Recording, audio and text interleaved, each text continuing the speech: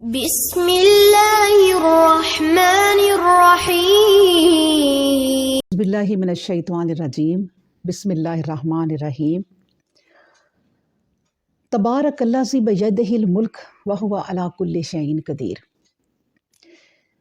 یہ آیت ہے آیت نمبر 1 اور سورہ ملک کی۔ تبارک الذی، بہت بابرکت ہے، الذی وہ ذات، بیدہ ہی جس کے ہاتھ میں ہے، الملک بادشاہی، بڑی بابرکت ہے وہ ذات جس کے ہاتھ میں ہر طرح کی بادشاہی ہے۔ وَهُوَ عَلَىٰ كُلِّ شَيْءٍ قدیر، اور ہر چیز پر وہ قدرت رکھتا ہے، ہر چیز اس کی قدرت میں ہے۔ یعنی تبارک، اللہ تبارک و تعالیٰ اس میں فرماتے ہیں کہ برکت یعنی کسی چیز کی بہت زیادہ برکت، یعنی حد درجے کی کثرت۔ تبارک وہ برکت والا ہے، وہ بھلائی والا ہے، وہ خیر ہی خیر ہے۔ اب دیکھیں اللہ تبارک و تعالیٰ کے بیدہ ہی یعنی اس کا ہاتھ، اس کے جو دونوں ہاتھ ہیں وہ دونوں دائیں ہیں، دونوں ہی ہاتھ اس کے دائیں ہاتھ ہیں، اور دونوں ہاتھوں میں بھلائیاں ہی بھلائیاں ہیں، خیر ہی خیر ہے۔ اب یہ انسانوں پہ ڈیپینڈ کرتا ہے کہ وہ اللہ تبارک و تعالیٰ سے بھلائیاں ہی لے لیں، کس طرح لیں۔ یہ اللہ تبارک و تعالیٰ نے ہمیں بتا دیا کہ یہ تمہارے اعمال پر ڈیپینڈ کرتا ہے، یہ انسان پر ڈیپینڈ کرتا ہے۔ تو بہرحال اللہ تبارک و تعالیٰ وہ ذات ہے، یعنی اللہ ذی لا الہ الا ہو، وہ ذات ہے جس کا کوئی شریک نہیں، وہ اکیلا ہے۔ هو الرحمن الرحیم، وہ الرحمن ہے، رحیم ہے، عالم الغیب ہے والشہادہ، وہ غیب کی چیزوں کو بھی دیکھنے والا ہے، وہ ظاہر کی چیزوں کو بھی دیکھنے والا ہے۔ وہ ذات ہے، یعنی لہو مقالید السماوات والارض، اس کے پاس آسمانوں اور زمین کی کنجیاں ہیں۔ وہ فاطر السماوات والارض ہے، وہ تولج اللیل فی النہار وتولج النہار فی اللیل وتخرج الحی من المیت وتخرج المیت من الحی وتعز من تشاء وتذل من تشاء بیدک الخیر انک علی کل شیء قدیر۔ بیدک الخیر، اس کے ہاتھ میں خیر ہی خیر ہے۔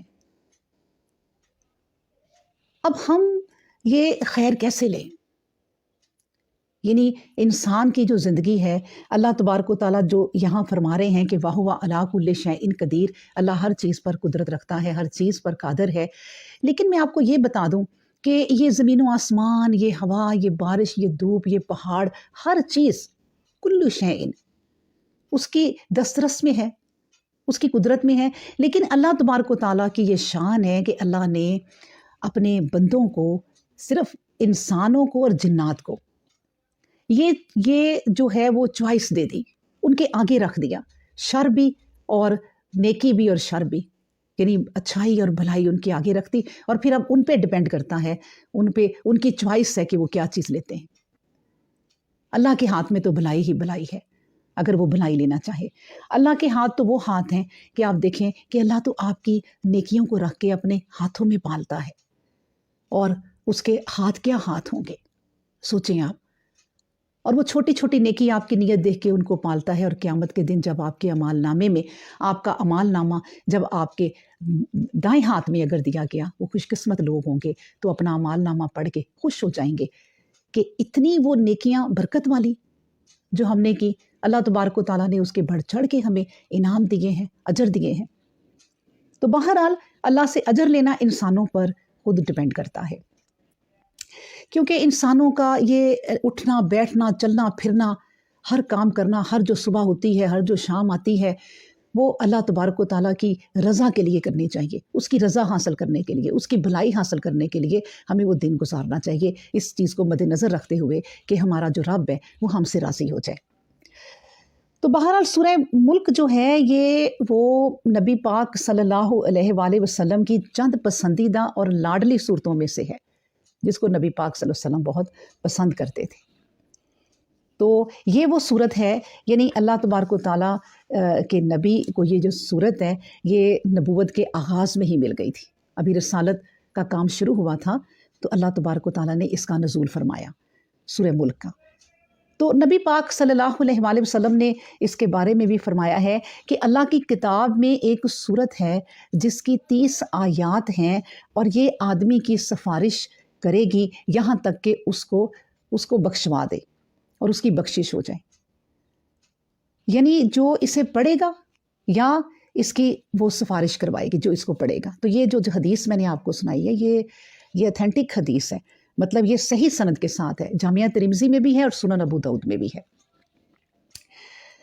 تو نبی پاک ایک اور روایت میں آپ کو سناتی ہوں کہ قرآن پاک میں ہے، نبی پاک صلی اللہ علیہ وآلہ وسلم نے فرمایا کہ قرآن پاک میں ایک صورت ہے جو پڑھنے والے کی طرف سے جھگڑا کرے گی، اور تب تک وہ جھگڑا کرتی رہے گی جب تک کہ وہ اپنے پڑھنے والے کو جو ہے وہ جنت میں داخل نہ کرا دے۔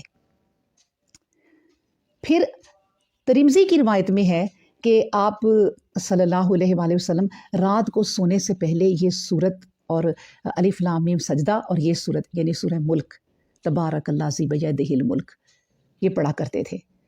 اور اس کے بارے میں یہ بھی آتا ہے کہ یہ عذاب قبر سے بچانے والی سورت ہے، اس کو پڑھنا چاہیے اور اس پہ غور و فکر کرنا چاہیے۔ تو یہ عبداللہ بن مسعود رضی اللہ عنہ ایک صحابی ہیں، وہ کہتے ہیں کہ یہ سورت نجات دینے والی ہے اللہ کے اذن سے، اللہ کی مرضی سے۔ یہ منجیہ ہے، یعنی یہ مانعہ ہے، عذاب قبر سے روکنے والی ہے۔ اس سورت کے پڑھنے والے کو جب قبر میں دفنایا جائے گا تو یہ سرہانے کی طرف سے آئے گی اور اس کے عذاب کے خلاف سفارش کرے گی، اور تب تک سفارش کرتی رہے گی کہ جب تک اس کو بخش نہ دیا جائے۔ اللہ اکبر۔ تو یہ تھی سورت ملک کی پہلی آیت، تبارک اللہ ذی بیدہ الملک۔ اللہ اکبر۔